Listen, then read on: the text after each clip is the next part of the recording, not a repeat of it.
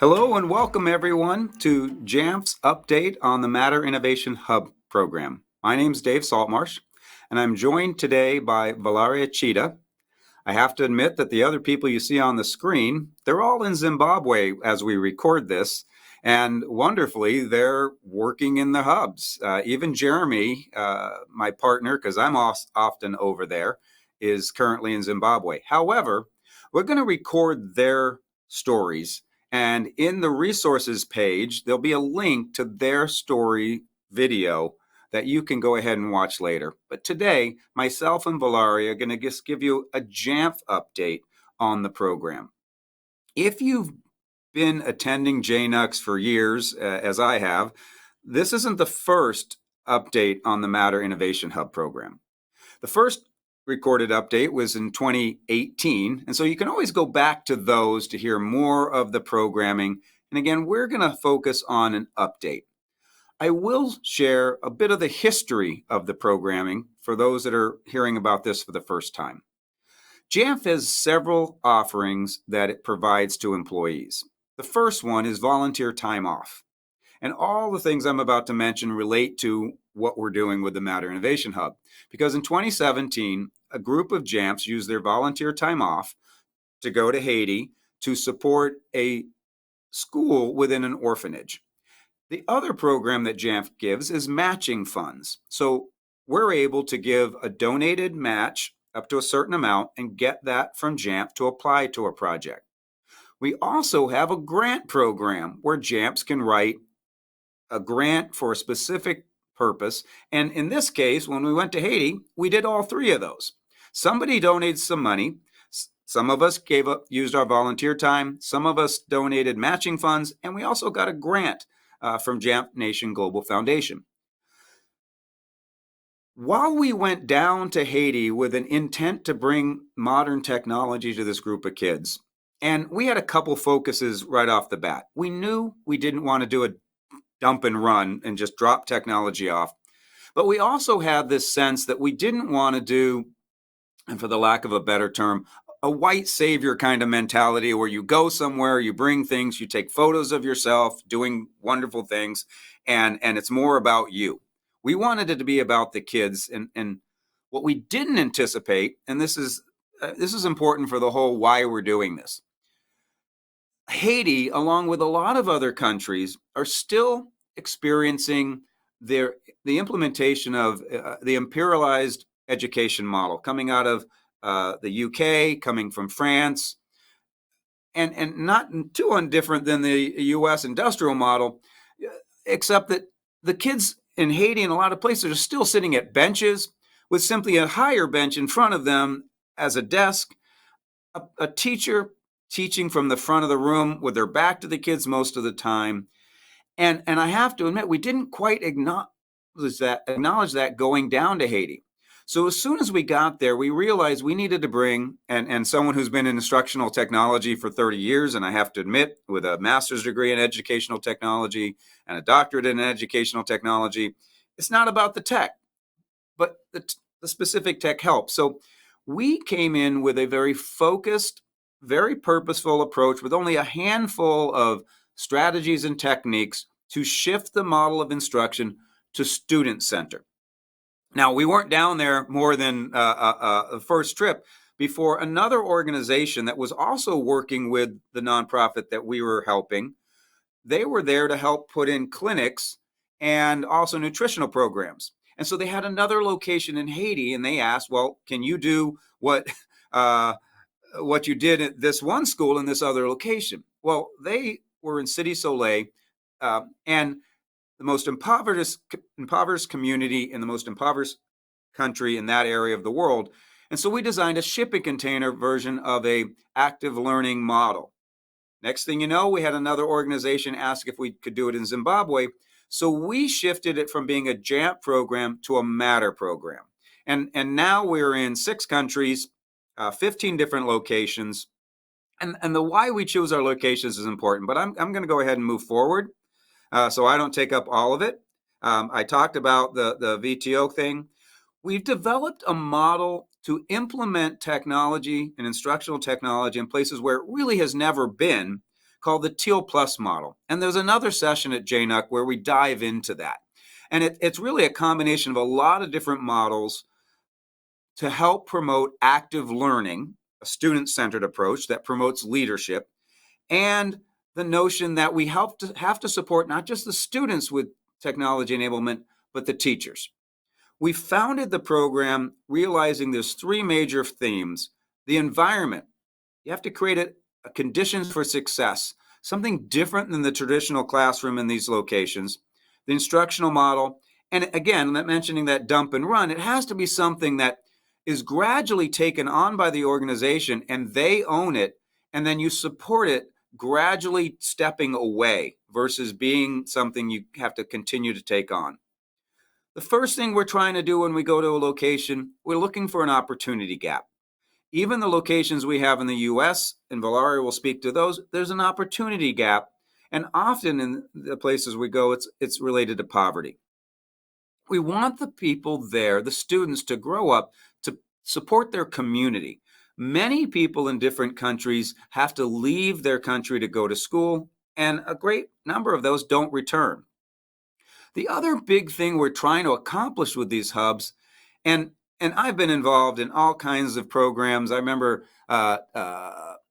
science and technology for young women. It was women in science and technology education, so engineering, so it was WISE, multiple different acronyms, but it was a group of students. Or like Valarie and I are about to do a summer camp with some kids. Those are great, but what we really want to do is actually affect long-term change. And addressing an organizational change is not easy. You have to have the organization willing, wanting, and a gradual shift. So we're really focused on that where we're going. And I want to mention, the organizations we go, especially not in the US, they've actually come to us and said, this is what we want to do. We want to help support this fourth industrial revolution notion. And it really is that you can leapfrog poverty with a quality internet service, a quality computing device. And then they've turned to us literally and said, but we don't know how to do it. And so this model and what we're doing is trying to help people that want to do this. And the biggest thing that we've recognized after, fifth, sixth year now, is that most places haven't focused on the readiness. It's not about having a computer and internet. The instructional model is extremely important. So the challenges that people have run into that have been trying to do this are, it does take a lot of time. And teachers are under pressure, especially in a lot of countries we're in, where passing the national exam is the priority. It's the number one thing. Thing is, 95% of the kids don't pass the national exam. And even those that do, only a small portion go on to university. The rest, they have to go out and make a living immediately to support their families. That embracing change, that's why having a model that can be adopted, that can be gradual, and mentors that can come in is so important. The other one is identifying, matching the needs. We don't have a single one of our 15 locations that's the same. And where they want to go eventually is different. The key thing is, though, that they believe in equity, they believe in students as leaders, and they want to see this shift to student-centered instruction. The other key problem, and this is everywhere that I've ever been, and I've been around the world visiting Jamf customers, and before that, other locations around the world, there's so much out there. So we hone in the content that meets specific goals to support this change. And what we're trying to promote isn't rocket science. I think you could go back to documents for decades: critical thinking, problem solving, creativity. I guess the twist that we're going to say is often those are done in isolation, or even students working independently or working on their own thing and combining it with other people. We want to see critical thinking, problem solving, and creativity that are combined to promote leadership and then give a sense of personal agency. Programs that start with kids that are already out of secondary school, what we've determined is you haven't built those skills. So unfortunately, we were forced at first, which is kind of a blessing, to move to the younger kids and then gradually come up through the high school. And now those kids are now ready with these skills to take on a post-secondary program. A lot of people want to do the shiny thing of some robotics program or some kind of, I lost the word for it, but a creative environment with all kinds of digital tools. The dilemma is it's usually a very small population, usually of boys, that are ready for that because they haven't invested the time in building these skills in the younger people. I will talk about the teal programming a little bit before I hand things off to Valari. And I've mentioned the locations globally. The places that we've gone, like this picture in Afghanistan, that's still up and running, even though we can't go back. Haiti, where we can't go back there right now. We now have 5 locations up and running in Zimbabwe. We just recently opened a 4th and moved the mobile hub to the next one. And then the next site is actually breaking ground next week. So we have 5 up and running there. The US based, I'll leave that to Valaria. We do have a small implementation in an orphanage in Uganda. And actually, we saw the greatest growth out of them during the pandemic because the kids were there. Our Senegal project is looking for a new home. But all in all, we've come out of the pandemic with more facilities and more students, roughly about 5,000 students being serviced, like I said, across 15 locations. But when we think about the programming, we've really adopted stuff that really promotes students being able to work somewhat independently. So the instructor, even though we have the instructor over in this picture being a guide, most of the equipment and software we use is physical to digital. It has a connection. Accessibility is hugely important. As someone who comes out of working in a university in an assistive technology department, what I've learned is what's good for any student with assistive needs is great for all other students. It also promotes a growth in abilities. I can have a student in the same room that is maybe moving at a very slow pace compared to a student who may be advancing or doing something at a much more advanced level. So this own pace aspect also acknowledges and when you listen to the stories, when you do, please go listen to the stories of our facilitators, because they're going to tell you how so many kids come in the hub, and the ones that the teachers have the lowest expectations on based upon previous performance outshine most of all the other kids. To me, that's probably the biggest evaluation takeaway is that.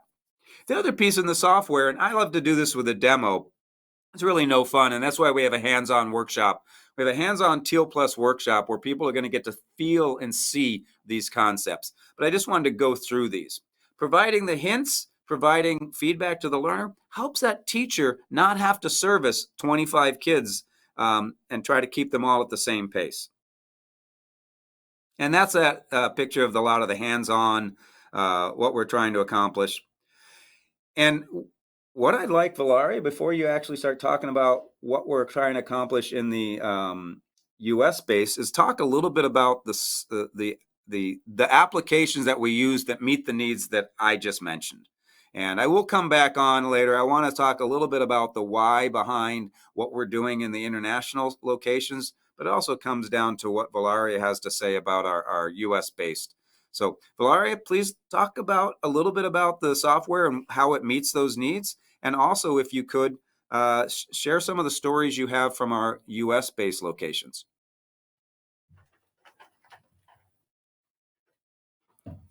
Hi, I'm Valeria Chira, and I will talk a little bit about how some of these things that we have in the hubs complete that criteria of having that physical connection. We have Osmo Learning, Logitech crayons, we have the spheroballs. What we want with these programs, how we pick them, is following those ideas. We want kids to be able to own their learning. We want teachers to be facilitators and not the sole owners of what they can teach and what they know. So all of these softwares and hardware that we pick follow those ideas of having something that kids can touch and interact with.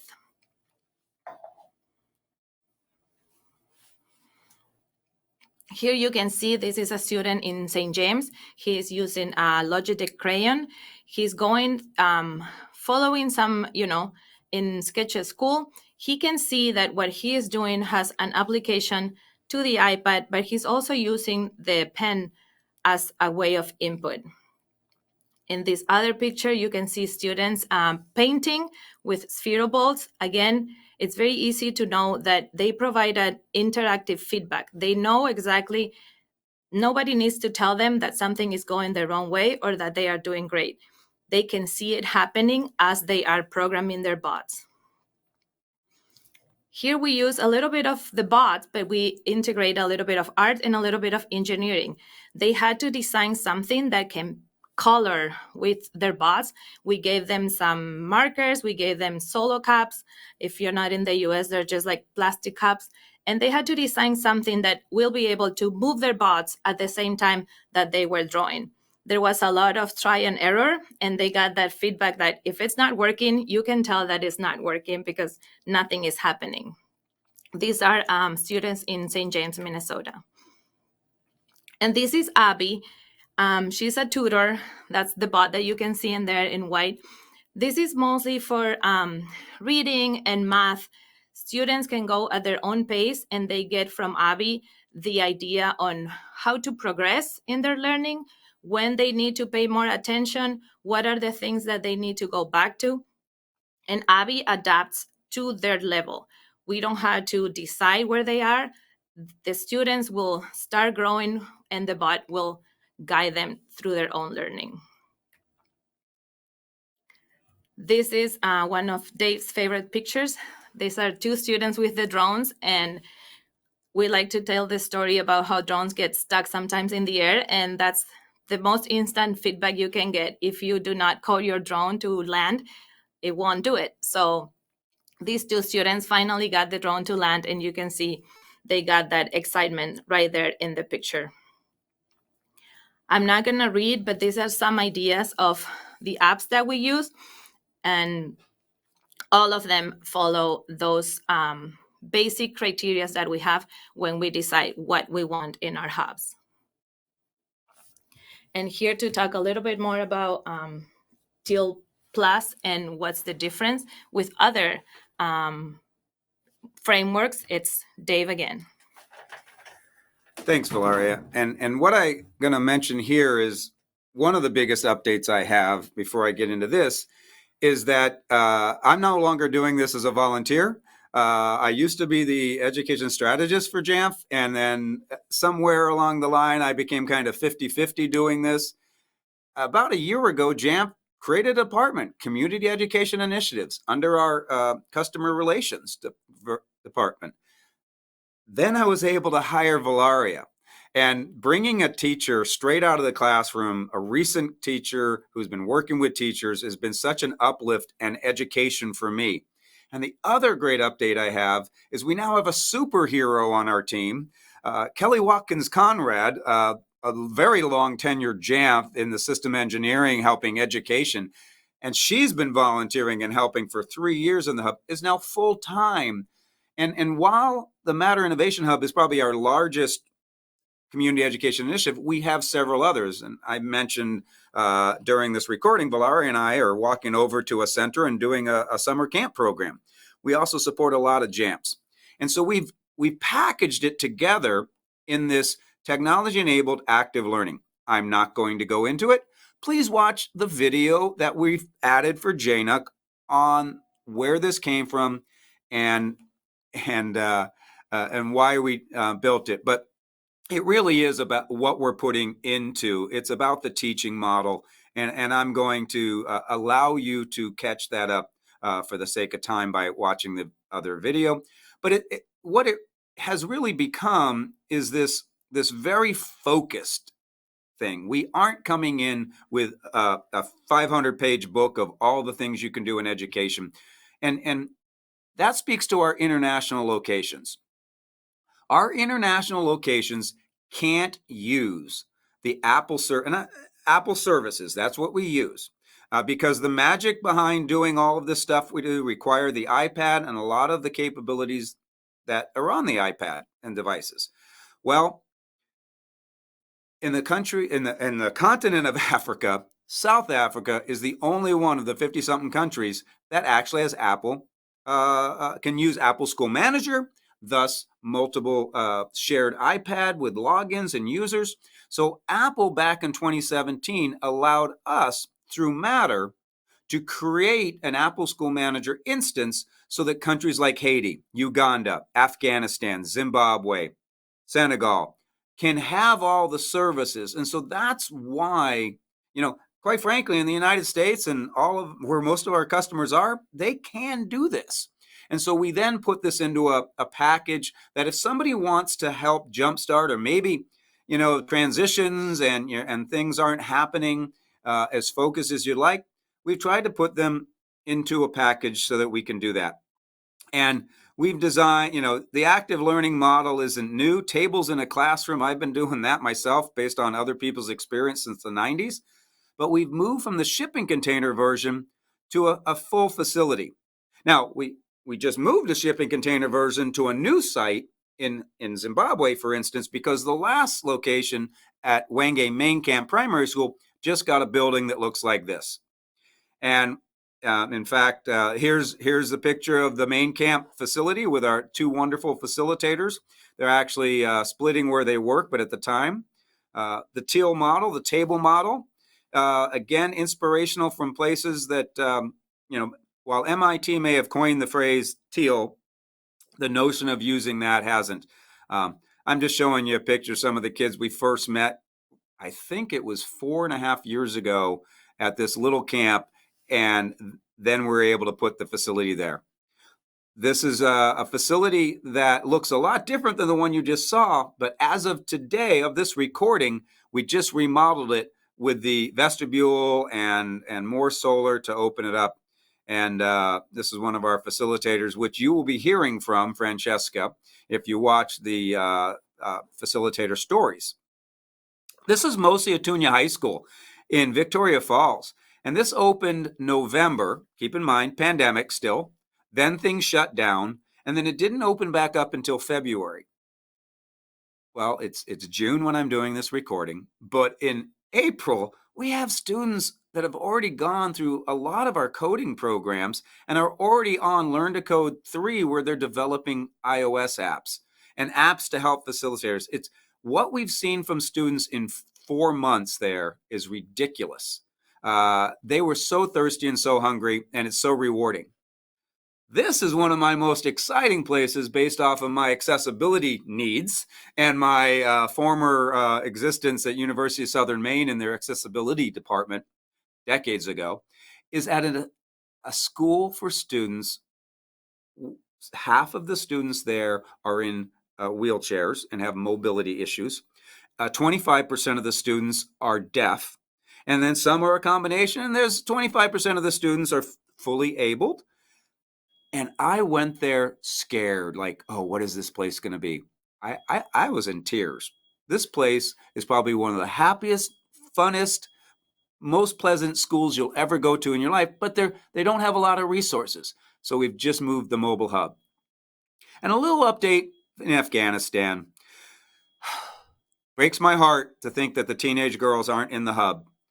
But the girls, kindergarten through 6th grade, are, and we're continuing to inspire the young women there. The young men are going.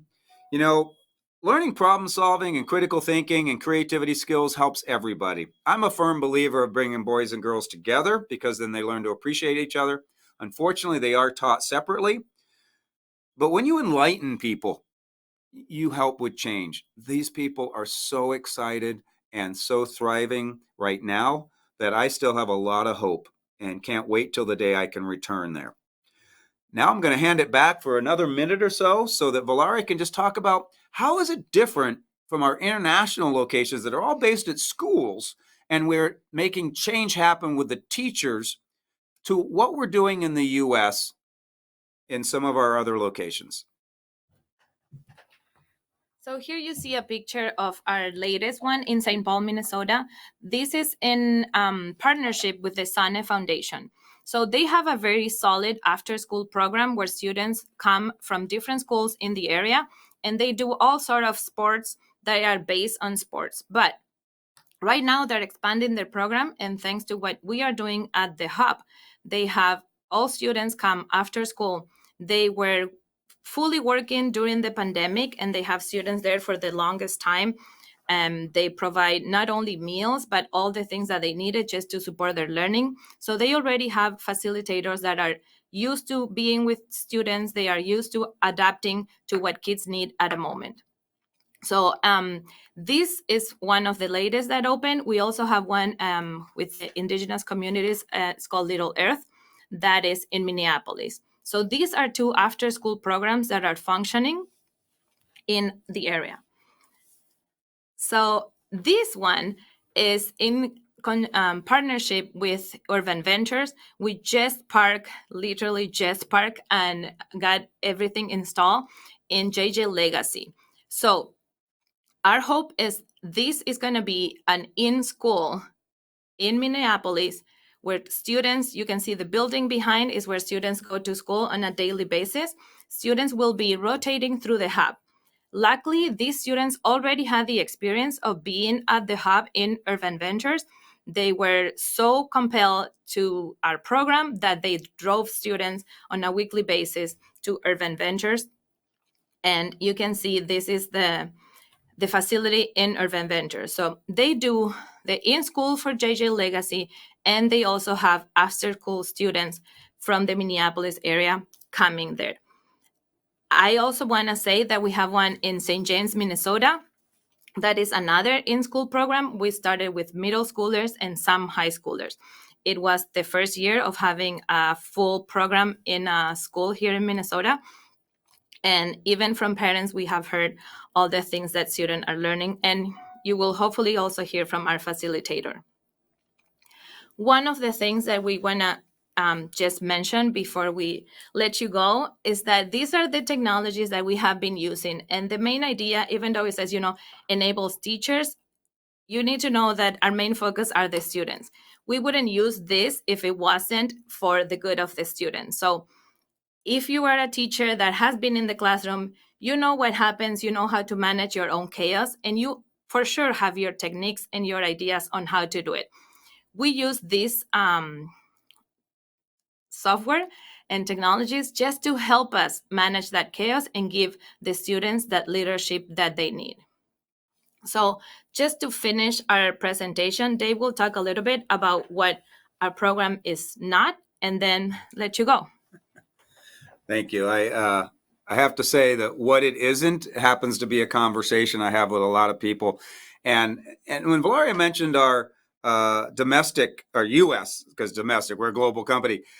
When Jamf went public, a lot of the investors in Jamf did give donations, and they asked for it to be U.S. based. We're trying to find suitable locations.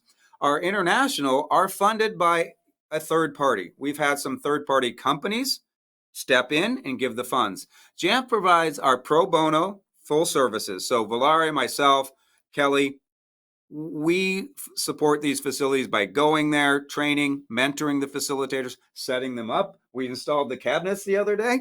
And then we fly there and travel. And so that is all an expense that Jamf gives. And we do give some donation to support the overall program.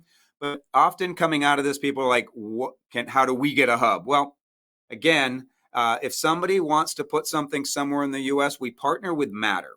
It is now a Matter initiative that Jamf Community Education Initiatives support. So they have a rubric and a process for going through. But what it isn't, and because we've had some people come through Matter that, again, I mentioned that they want to have a post-secondary because everybody wants to create jobs, and we did too. And we just started a post-secondary program in Zimbabwe with kids coming out of our 4 high school programs there. We're not just leapfrogging to those, so we needed the readiness. You also have to be ready. Well, we look at it as there's a readiness, and then it provides a conduit into people who want to do challenge-based and project-based and have a broader goal, but maybe needed a starting point. And it doesn't usually take but a couple minutes to see some of the kids who've never touched something before start teaching each other. And that goes to why we use the technology. Wrapping it up, is jobs. We talk about facilitators, people supporting the program. I already mentioned this about how many kids are there. Jamf, if you're interested in getting some help from us, we talk to anybody about the Teal Plus program and share it. There are locations that are right for the Matter Innovation Hub. At the same time, it's a community of people trying to do great things for kids, and we're always welcoming organizations that just want to have a discussion and hear what they're doing and how we can learn from each other and help each other. Thank you so much for listening. Please look for the links of the recordings of our facilitators so that you can hear their stories. Have a wonderful JNUC and check out that Teal Plus session. Bye for now.